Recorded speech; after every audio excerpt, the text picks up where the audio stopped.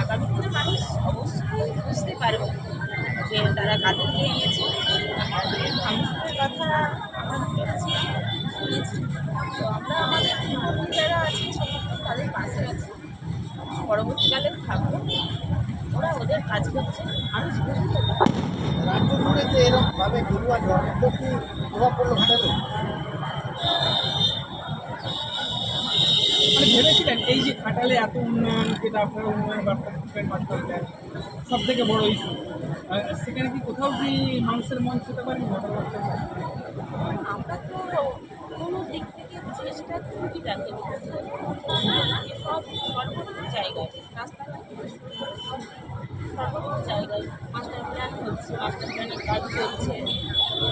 তো বিভিন্ন পথশ্রী রাস্তা থেকে শুরু করে সব জায়গায় মানুষ সব কিছুই পাচ্ছে।